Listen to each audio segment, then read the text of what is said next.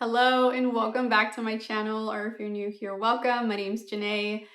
Today's video is going to be a styling and decorating video. I'm going to be styling my kitchen space. It feels so good to be back filming and creating content. I took kind of a little bit of a break just because life, as we know, gets a little crazy, so I can kind of get behind on things, but I am excited to say I'm fully back in the swing of things. I have a ton of content lined up. I cannot wait to share it with you all. But today's video is going to be a fun one. I'm styling my kitchen area, which I love so much. It's one of my favorite spaces to style. And I also have a fun DIY project to share with you all. If you follow me on Instagram, you know what I'm talking about. I already shared it over there. And if you don't, I will have my Instagram handle linked down below. I would love for you to give me a follow over there. I do a lot of real-time videos, a lot of home decor content, sales, things that I'm styling in my home at the time. So it's really fun. So definitely check it out if you're into that kind of thing. Everything that I talk about in today's video that I can link, I will have down below in the description box. So if you see something that you're interested in, definitely check it out. But I don't want to ramble too much, so let's just jump right on into the video. Before we jump into any styling, I want to start by showing you guys a project that we recently completed in this area, and it was replacing these slider doors. These sliders were just very old and they made our house feel really dated, and I've been wanting to replace them for a while. I really wanted to put French doors here, but installing French doors can be really pricey, so I kind of gave up on the idea until one day I came across these French doors on Facebook Marketplace. He was asking $150, I offered him $100 and he accepted. So we went and picked them up that day. We made sure that there was no damage to the doors before we picked them up, which there wasn't. They were actually in really good condition overall. They had just been outside, so they were pretty dirty. So when we brought them home, we started cleaning them up. I used a scraper just to remove a lot of the buildup, which actually worked really well. It took everything off the outside of the doors as well as the glass. Once that was all done, I then took our pressure washer and just pressure washed it to remove any of the excess dirt and grime that I had missed. And they came clean very easily. This took about 2 hours. I had to convince my husband once I found these that we can just DIY these. We can just install our own French doors and save a ton of money. I mean, we snagged these for $100. And once my dad was on board, he was like, okay, let's do it. My dad has some experience with installing French doors, so we got lucky there.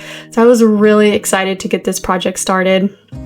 Once they were completely dry, we removed all of the old hardware, and finally it was time to start painting. The color that I picked was White Tie by Behr, and it came in a suede finish, which is more of like a matte finish, which is what I wanted. This was just the perfect off-white color. It wasn't too stark, but it wasn't too cream. I think overall it took about 5 bottles for both doors, and each bottle was $10. So the paint was very affordable. I used this little gun that made it go on really evenly and just made the whole process really simple. We let those dry overnight, and while those were drying, we then stood back and tried to figure out exactly how we were going to do this whole process. So we knew we had to obviously remove the slider doors, but my dad had also let us know that we were going to have to remove the existing frame as well and probably rebuild a frame to fit the new French doors nice and snug. So we had a little bit of anticipation on removing the frame because it does bump up to our backsplash and it is grouted into our backsplash, so we were hoping it wouldn't ruin that. And he also let us know that there was a possibility that we would have to break the permanent door, which we were a little anxious about as well. But once he removed all of the screws on the top and bottom, the doors popped out so easily, which we were so happy about. We were just so excited to see what it was actually going to look like with this whole wall opened up.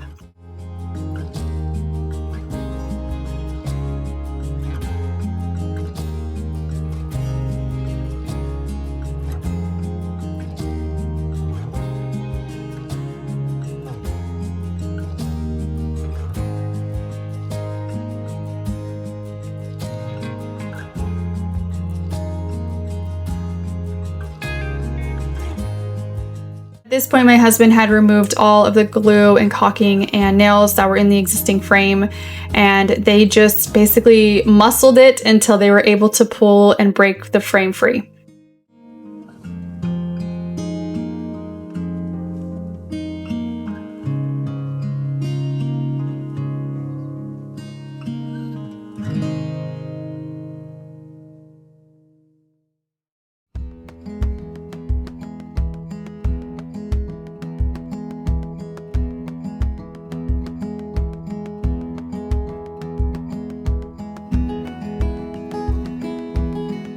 With the old frame now removed, we mounted the French doors to ensure a proper fit.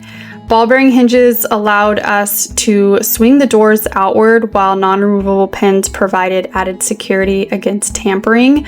This was really nice because we definitely wanted the doors to swing outward rather than inward, so we were glad that we were able to find these. Next, the guys started to remove the crown molding that framed the door, and this was the part that I was talking about that we were a little anxious about, only because it butts up to our brick and we did not want this to ruin the brick, so we were very careful about how we removed this. We just did it very slow and cautiously, and luckily it did come off pretty easily without damaging anything else.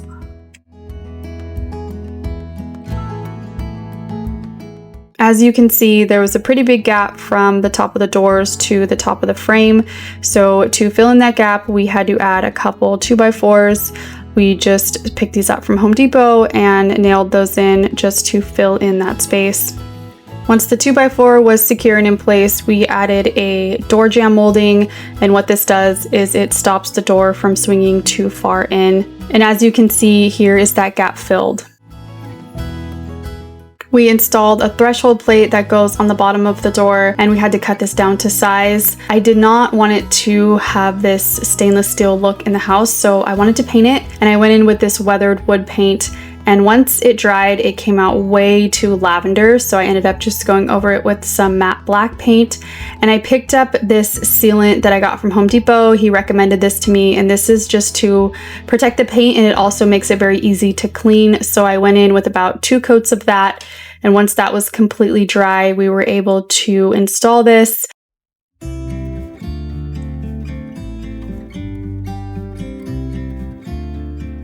The first step to mounting the threshold plate is to dry fit it to the door jamb. Then we pre-drilled holes into the concrete through the plate so we would know exactly where to place the screws.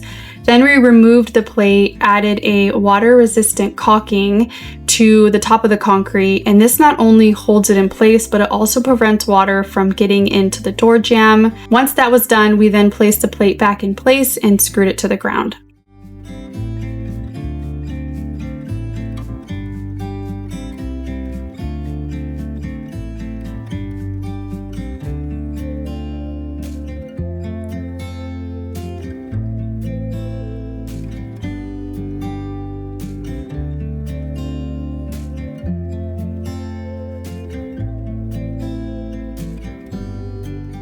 We were finally moving on to some of the final touches.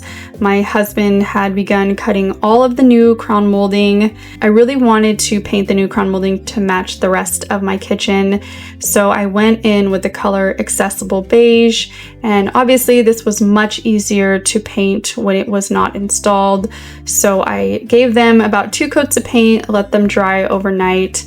We then installed the new crown molding. Once that was installed, we just filled the nail holes with wood filler, sanded those down, and then gave everything a final coat of paint.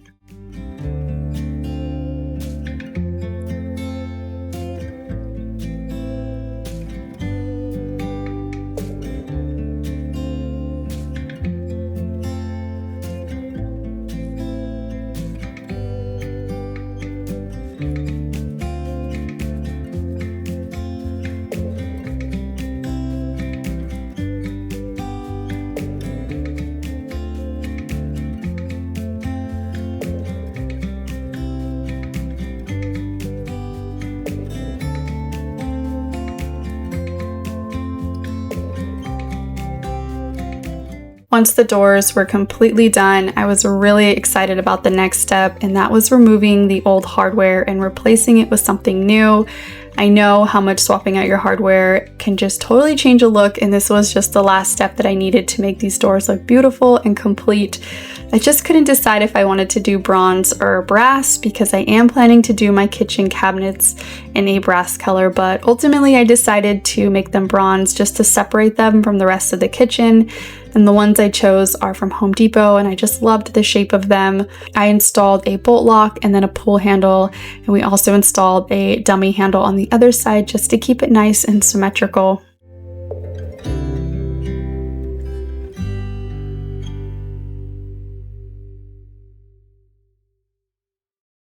Now, finally for the styling, I am first going in with this planter that I got from mcgee&co. And I think technically this is an outdoor planter, but I love to style it in my home. I believe this is in the large size. To it, I'm adding these dusty green hydrangeas. These are some of my favorites. I use them throughout my entire house. Right next to it, I am adding this ruffled bowl. And then right in front, I'm going in with this beautiful hurricane. This is from Cottage & Key. She did gift this to me. This is their classic hurricane, but I absolutely love it. It is the perfect size and style.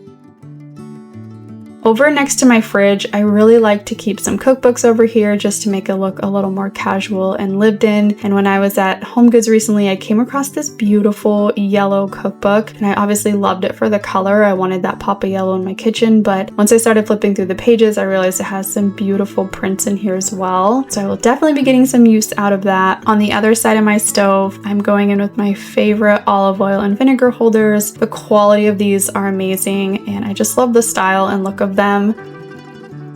And then right next to my cookbook over on the left-hand side, I'm adding this hand-painted butter dish. This is from mcgee&co. This is such a little statement piece. I think it's stunning, and it's also very functional. It's actually really nice to have some room temperature butter out for like toast and biscuits. So it's very pretty and practical, which I love. I have been really into real plants, so I picked up this basil plant from Trader Joe's, and the smell is amazing, and obviously you can use it for cooking.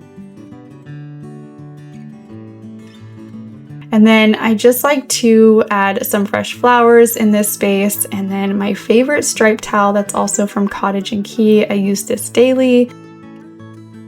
And then I recently picked up this Smeg teapot, and I just love the style of this. I just think it's so cute.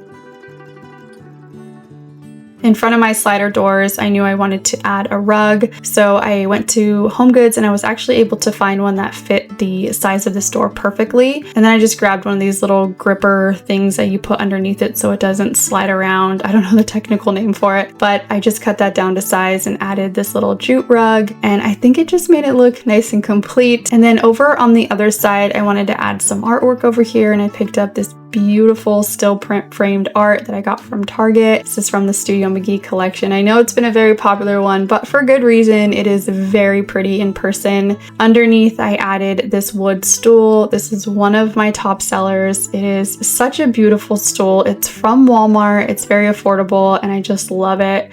I added this beautiful block print tea towel that's also from Cottage & Key, and then just a little candle on top to set the whole ambiance.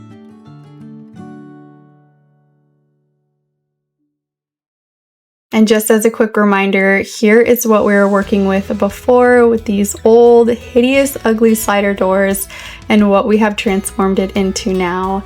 I'm so happy with how this came out. Please let me know down in the comments what you guys think of everything. Thank you so much for watching, and I will see you guys in my next video.